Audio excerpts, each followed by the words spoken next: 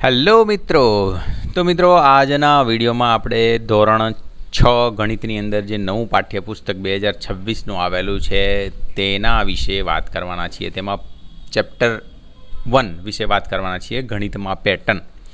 તો આપણે આને ડિટેલમાં સમજીશું, એકદમ મુદ્દાસર સમજીશું, બરાબર છે? તો વિડીયોમાં બન્યા રહો. તો ફર્સ્ટ ઓફ ઓલ છે ગણિતમાં પેટર્ન. તો અહીંયા ટોપિક નંબર 1.1 છે, ગણિત શું છે? તો ગણિત એ આપણી આસપાસ રહેલ પેટર્નની ઓળખવામાં અને તે પેટર્ન કેવી રીતે રચાય છે તેની સમજૂતી આપે છે.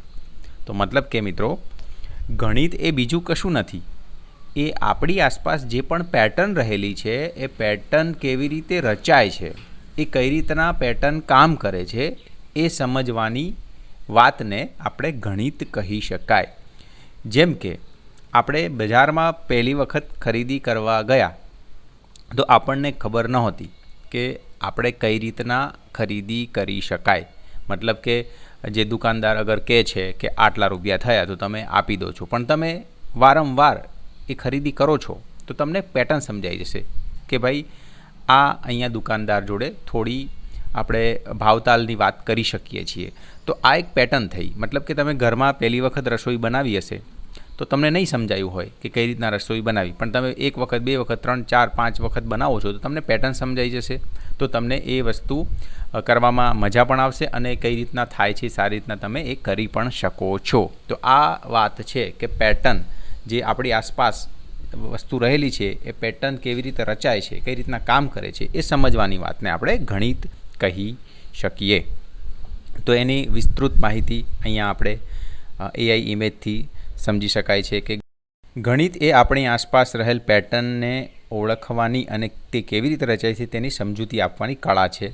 અથવા તો બીજા શબ્દોમાં કહીએ, તે માત્ર આંકડા નથી, તે વિશ્વ કેવી રીતે કામ કરે છે તેની બ્લુપ્રિન્ટ છે. તો આ તમે આ રીતના કહી શકો. હવે આગળ વધીશું.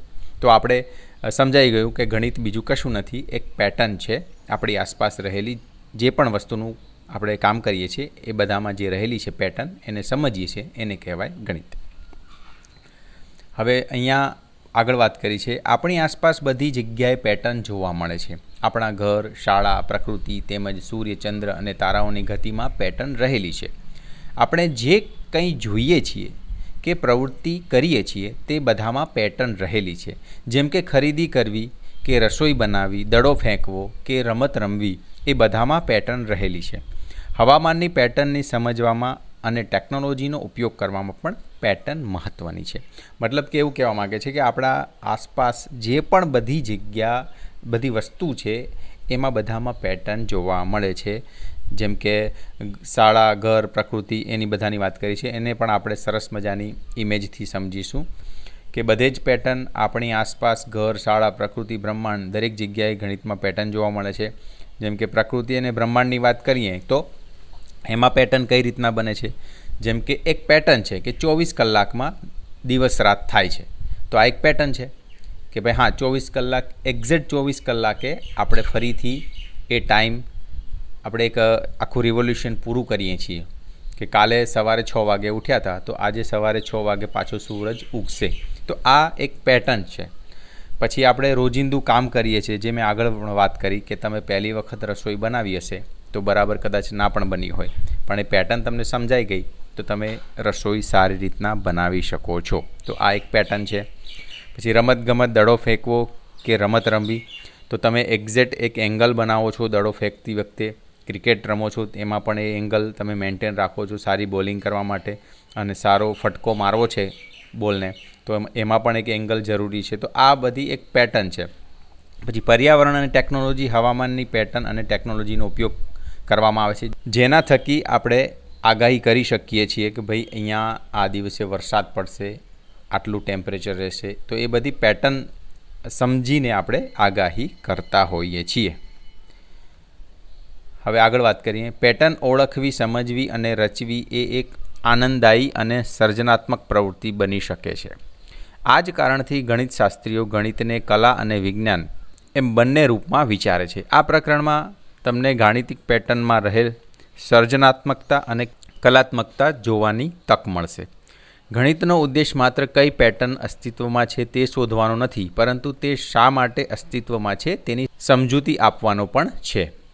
જે પેટર્ન કોઈ એક ક્ષેત્રમાં જોવા મળી હોય તે જ પેટર્નનો ઉપયોગ અન્ય ક્ષેત્રમાં સારી રીતે થતો જોવા મળે છે, જે પછી માનવજાતને પ્રગતિ કરવા મદદ કરે છે. તો આ વાતને આપણે અહીંયા સમજીશું. ઉદાહરણ તરીકે તારાઓ, ગ્રહો અને તેમના ઉપગ્રહોની ગતિની પેટર્નને સમજવાથી માનવજાતિને ગુરુત્વાકર્ષણનો સિદ્ધાંત વિકસાવવામાં મદદ મળી. બરાબર છે. મતલબ કે જે એક સૂર્ય સેન્ટરમાં છે અને આજુબાજુ બધા ગ્રહો, જેમ કે આપણા સૂર્યમંડળની વાત કરીએ તો એ બધા ગ્રહો ફરે છે એની આજુબાજુ, તો ત્યાંથી એક પેટર્ન મળી કે ભાઈ ના, કંઈક ગુરુત્વાકર્ષણ જેવું હોવું જોઈએ જેનાથી એક મોટો પિંડ છે એની આજુબાજુ બધા ફરે છે. તો આનાથી ગુરુત્વાકર્ષણનો નિયમ શોધાયો. તો આ પેટર્ન આપણે સમજી શક્યા. તો જેનાથી આપણે આપણા પોતાના ઉપગ્રહોને પ્રક્ષેપિત લોન્ચ કરી શકીએ છીએ તથા ચંદ્ર અને મંગળ પર રોકેટ મોકલી શકીએ છીએ. તો એની વાત કરી છે. જેમ કે અહીંયા બ્રહ્માંડને લઈને રોકેટ સુધી, તારાઓ અને ગ્રહો ઉપગ્રહોની ગતિની પેટર્ન સમજવી, ગુરુત્વાકર્ષણનો સિદ્ધાંત થિયોરી ઓફ ગ્રેવિટી વિકસાવવો, ચંદ્ર અને મંગળ પર રોકેટ મોકલવા તથા પોતાના ઉપગ્રહો લોન્ચ કરવા. તો આ બધું બન્યું છે એક પેટર્ન સમજવાથી. મતલબ કે કહી શકાય કે ઇનડાયરેક્ટલી ગણિતની મદદથી આ બધું થયું છે.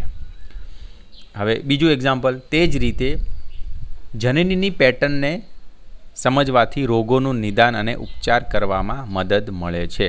આવા અન્ય હજારો ઉદાહરણો છે. જેમ કે આપણે કેન્સરમાં ખબર છે કે ભાઈ સેલ્સ જે કોષો હોય એ અચાનક વધવા માંડે છે, તો એ જનીનમાં કે કેવા કે પેટર્ન એની સમજવી પડે કે કઈ રીતના વધે છે, તો આની જનીનમાં શું ઇફેક્ટ આવે છે, તો એ જનીનને સમજીને ઉપચાર કરવો પડે છે. તો અહીંયા સમજાવવાની કોશિશ કરી છે કે જીવ વિજ્ઞાનમાં ગણિત, તો જનીનની પેટર્નને સમજવી, પછી રોગોનું સચોટ નિદાન અને ઉપચાર કરવામાં મદદ કરવી. મતલબ કોઈ બી રોગ હોય તો એ કઈ રીતના એની પેટર્ન છે, કઈ રીતના એ વર્ક કરે છે, તો એના ઉપર કઈ દવા આપણે આપીશું, તો એ બધું કેલ્ક્યુલેશન જે છે એ પેટર્ન છે. તો એને આ રીતના આપણે સોલ્વ કરી શકીએ છીએ. એની વાત અહીંયા કરવામાં આવી છે. પછી છેલ્લે આપ્યું છે વિચારો અને શોધો. શું તમે એવા અન્ય ઉદાહરણો વિશે વિચારી શકો કે જ્યાં ગણિત આપણને આપણા રોજિંદા જીવનમાં મદદ કરે? તો આના જવાબમાં આપણે કહી શકીએ કે હા, રોજિંદા જીવનમાં ગણિત ઘણી અલગ અલગ જગ્યાએ આપણને મદદ થઈ શકે. જેમ કે રસોડું. રસોડામાં કઈ રીતના માપ અને પ્રમાણ, રેસીપી મુજબ સામગ્રીનું વજન અને તાપમાનનું જે ગણતરી કરી છે, તાપમાનની ગણતરી કરીએ છીએ એ. પછી ખરીદી કરતી વખતે કે બજેટ બનાવવું, કિંમતોની સરખામણી અને ડિસ્કાઉન્ટની ગણતરી કરવી. પછી મુસાફરી, તો એમાં કઈ રીતના, તો અંતર, સમય અને ઝડપનો અંદાજ કાઢી શાળા કે ઓફિસે પહોંચવું. ચોથું, નાણાકીય વ્યવહાર, બેંકના વ્યાજ, બચત અને ખર્ચનું મેનેજમેન્ટ કરવું. આના સિવાય પણ તમે જેમ કે માપ લેવામાં, લંબાઈ, વજન, ઊંચાઈ અને અંતર માપવામાં. મુસાફરીમાં એમાં તો વાત થઈ ગઈ આપણે. રમતગમતમાં સ્કોર કરવો, સરેરાશ અને જીત હારનો હિસાબ રાખવામાં. તો આ રીતના ઘણી અલગ અલગ જગ્યાએ રોજિંદા જીવનમાં ગણિત ઉપયોગમાં આવી શકે છે. આ પહેલા પ્રશ્નનો જવાબ છે. હવે બીજો પ્રશ્ન અહીં પૂછ્યો છે, ગણિતને માનવજાતિને આગળ વધવામાં કેવી રીતે મદદ કરી શકે? તમે આ સંબંધિત ઉદાહરણો વિચારી શકો છો, જેવા કે વૈજ્ઞાનિક પ્રયોગો કરવા, આપણી અર્થવ્યવસ્થાને લોકશાહી ચલાવવી, પુલ, મકાનો અથવા અન્ય જટિલ માળખાના બાંધકામ કરવા, TV, mobile phone, computer, cycle, train, car, વિમાન, કેલેન્ડર, ઘડિયાળ વગેરે બનાવવા. તો આ બધાની વાત કરી છે. તો જુઓ અહીંયા આપણે અલગ અલગ આ ઉદાહરણો વિચારી શકીએ કે વિજ્ઞાન, અર્થવ્યવસ્થા અને લોકશાહી.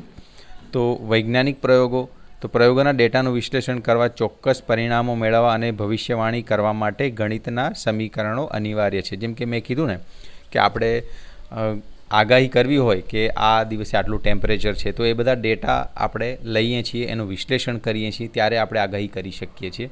તો આ બધાની વાત છે. હવે અર્થવ્યવસ્થામાં, જેમ કે જે કોઈ બી શેર માર્કેટમાં કોઈ શેર છે એ વધશે કે ઘટશે, એ આંકડા માટે તમારે એનું ગણતરી કરવી પડે. તો એ અહીંયા આપણને બતાવે છે. પછી લોકશાહીમાં, તો લોકશાહીમાં ચૂંટણીના મતોની ગણતરી, દેશના જીડીપી તથા ફુગાવાનું વિશ્લેષણ ગણિત દ્વારા જ શક્ય છે. બીજા ઉદાહરણો જોઈએ. ઇન્ફ્રાસ્ટ્રક્ચર અને જટિલ માળખા. તો ગણિત વિના કોઈ પણ ઇમારત કે પુલ ઊભો રહી શકે નહીં. આ તો સીધી વાત છે. ઇન્ફ્રાસ્ટ્રક્ચરમાં ગણિતનું બહુ જ મહત્ત્વ છે. ભૂમિતિ અને ત્રિકોણમિતિનો સચોટ ઉપયોગ કરવામાં આવે છે કે આ પિલર છે 90 એંગલે અને આ 45 એંગલે રાખીશું, આ આર્ચ જે છે. તો આ બધી અહીંયા માહિતી બહુ જ ઇમ્પોર્ટન્ટ બની જાય છે. પછી ટેકનોલોજી અને ડિજિટલ ક્રાંતિની અંદર તો ટીવી, મોબાઈલ ફોન, કમ્પ્યુટર આ તમામ ડિજિટલ ઉપકરણોનું મૂળ ભાષા ગણિત છે. તો આ તમામ ડિજિટલ ઉપકરણોની મૂળ ભાષા ગણિત જ છે. અલ્ગોરિધમ, પ્રોગ્રામિંગ, પેટર્ન અને બાઇનરી સિસ્ટમ 0 અને 1 વિના સોફ્ટવેર, ઇન્ટરનેટ કે મોબાઈલ એપ્લિકેશનનું અસ્તિત્વ શક્ય જ નથી. મતલબ ગણિત વગર આ શક્ય જ નથી. પછી વાત કરીએ પરિવહન અને સમય પાલન. તો એમાં પણ આપણે જોઈ શકીએ વાહનો જેમ કે સાયકલ, ટ્રેન, કાર, વિમાન, એરોડાયનેમિક્સ એન્જિનિયરિંગની કાર્યક્ષમતા, ઈંધણની ગણતરી અને રૂટ નેવિગેશન ગણતરી પર આધારિત છે. તો એમાં પણ ગણતરી ઇમ્પોર્ટન્ટ છે, એના વગર એ પણ શક્ય નથી. હવે સમય પાલન, કેલેન્ડર અને ઘડિયાળ, તો એ ગણતરી વગર પણ આપણે અત્યારે જીવી શકતા નથી. આપણે ટાઈમ મુજબ 10 વાગે આપણે ઓફિસે જવાનું છે, 5 વાગે છૂટીને ઘરે આવવાનું છે. તો આ બધું જ એક મેનેજમેન્ટ આપણે કરીએ છીએ, કામનું પણ મેનેજમેન્ટ કરીએ છીએ, સમયનું મેનેજમેન્ટ કરીને કામ કરીએ છીએ. તો આ બધું જ ઇમ્પોર્ટન્ટ છે. ગણિતના આ રીતના અલગ અલગ આપણે પાસા જોઈ શકીએ છીએ રોજિંદા જીવનમાં. તો આ રીતના આપણે સારાંશ કહી શકીએ માનવ વિકાસનું એન્જિન એટલે ગણિત. પેટર્નને સમજીએ છીએ અને અલગ અલગ વિભાગોમાં એને એપ્લાય કરીએ છીએ. જો આપણે આ અદૃશ્ય પેટર્ન ઓળખી ન હોત તો આપણે હજુ પણ ગુફામાં જ રહેતા હોત. તો આ પણ એક વાત છે કે આપણે આસપાસ જે કુદરતની પેટર્ન આપણે સમજી ના શક્યા હોત તો કદાચ આપણે આજે આપણા જે પૂર્વજો જેમ જીવતા હતા ગુફામાં એમ કદાચ આજે આપણે જીવતા હોત. તો આ એક વાત છે કે ગણિત વગર કશું જ શક્ય નથી. એ આ પાઠમાં પહેલા ચેપ્ટરમાં પહેલા સેક્શનમાં સમજાવવામાં આવ્યું છે.